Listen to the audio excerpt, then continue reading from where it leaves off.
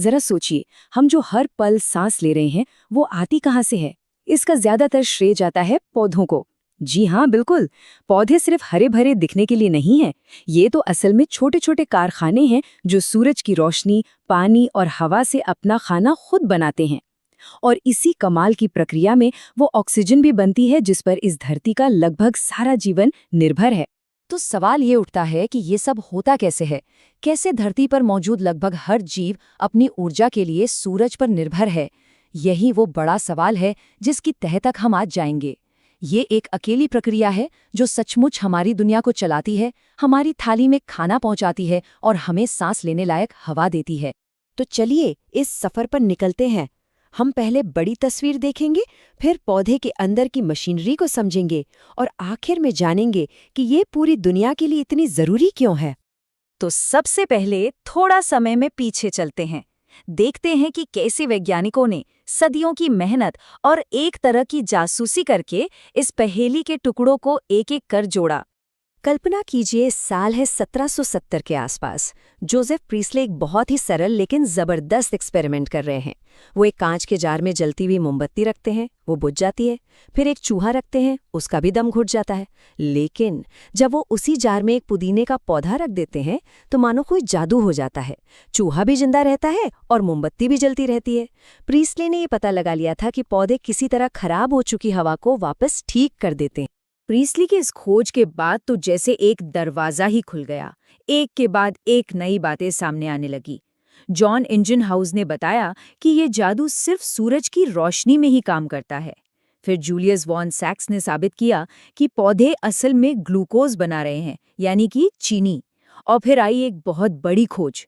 Cornelius van नील ने ये बताया कि हम जो ऑक्सीजन लेते हैं वो हवा की कार्बन डाइऑक्साइड से नहीं, बल्कि पानी के टूटने से बनती है। ये तो गेम चेंजर था।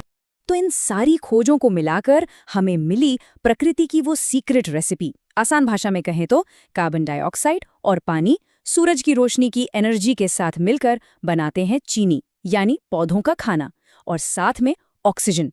अब ये इक्वेशन देखने में तो बड़ा सीधा साधा लगता है, पर यकीन मानिए इसके पीछे जो मशीनरी काम करती है वो बेहद जटिल और खूबसूरत है। तो सवाल ये है कि ये जादुई प्रक्रिया आखिर होती कहाँ है? चलिए एक पौधे की पत्ती के अंदर चलते हैं, और भी अंदर, उसकी हजारों कोशिकाओं में से किसी एक के भीतर झांकते हैं। और ये रहा क्लोरोप्लास्ट। यही है फोटोसिंथेसिस का असली पावर हाउस। इसे एक छोटी सी फैक्ट्री समझिए जिसकी दोहरी दीवारें हैं।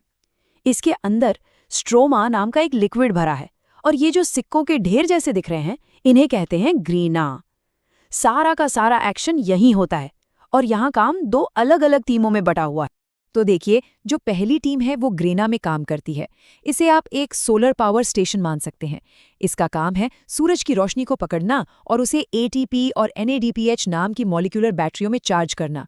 फिर ये चार्ज की हुई बैटरियां भेजी जाती हैं स्ट्रोमा में काम कर रही दूसरी टीम के पास, और ये दूसरी टीम है असल में एक शुगर फैक्ट्री जो इन बैटरियों की एनर्जी का इस्तेमाल करके असली खाना यानी चीनी बनाती है। तो चलिए अब इस पहले स्टेप को, यानी लाइट रिएक्शन को जरा और करीब से देखते हैं कि कैसे सूरज की रोशनी को केमिकल एनर्जी में बदला जाता है। ये जो जी स्कीम है ना, ये इलेक्ट्रॉन्स की एनर्जी के सफ़र की कहानी बताती है। होता ये है कि जैसे ही सूरज की रोशनी क्लोरोफिल पर पड़ती है, वो इलेक्ट्रॉन्स को ज़बरदस्त एनर्जी का झटका देती है।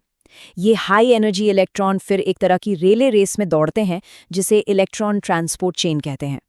इस दौड़ में वो अपनी कुछ एनर्जी ATP बनाने में खर्च कर देते हैं। फिर उन्हें एक और एनर्जी बूस्ट मिलता है, और बची हुई एनर्जी से वो NADPH बैटरी को चार्ज कर देते हैं। तो कुल मिलाके इस पहले स्टेप के आखिर में हमें 3 बहुत ज़रूरी चीज़ें मिलती हैं। 1, पानी का मॉलिक्यूल टूटता है और उससे निकलती है वो ऑक्सीजन जिसमें हम सांस लेते हैं। 2, ATP बनता है जो सेल की एनर्जी करेंसी है। और 3, NADPH बनता है जो हमारी दूसरी चार्ज की हुई बैटरी है। तो लाइट रिएक्शन से हमें मिला ऑक्सीजन, ATP और NADPH। ठीक है, तो अब हमारी मॉलिक्यूलर बैटरियां पूरी तरह चार्ज है।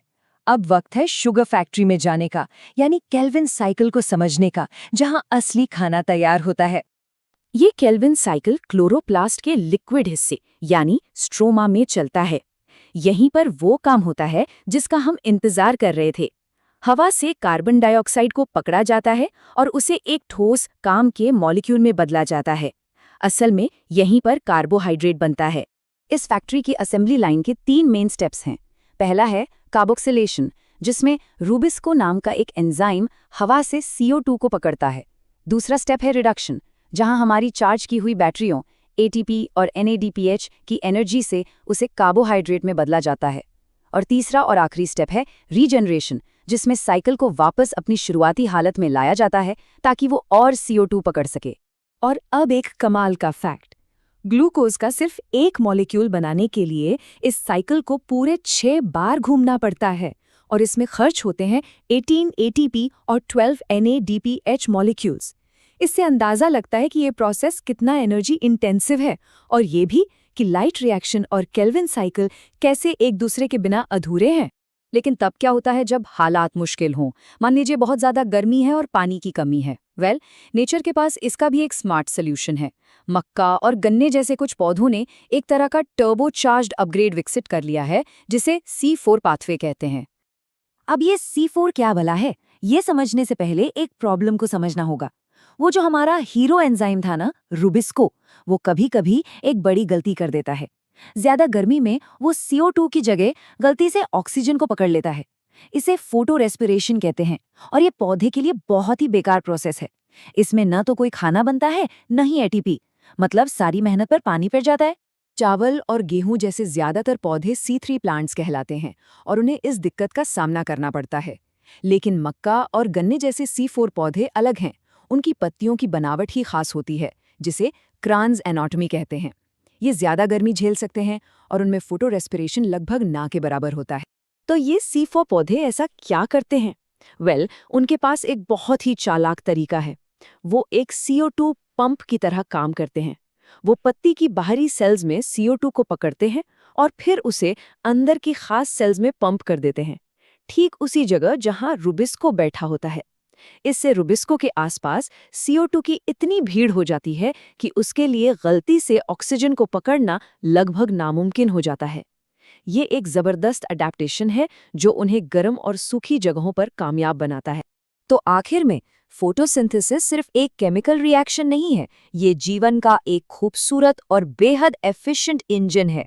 ये सूरज की रोशनी को उस एनर्जी में बदलता है जो इस धरती के लगभग हर इकोसिस्टम को चला रही है, चाहे वो समंदर की गहराइयों में हो या ऊंचे पहाड़ों पर। और ये पूरी बात हमें एक बड़े सवाल पे लाकर छोड़ देती है। जिस तरह पौधों ने सूरज की एनर्जी को इस्तेमाल करने के इतने शानदार तरीके ईजाद किए हैं, क्या हम इंसान भी अपनी एनर्जी और खाने की चुनौतियों से निपटने के लिए उनसे कुछ सीख सकते हैं? शायद इसका जवाब हमारे चारों ओर ही है, हर एक हरी पत्ती में,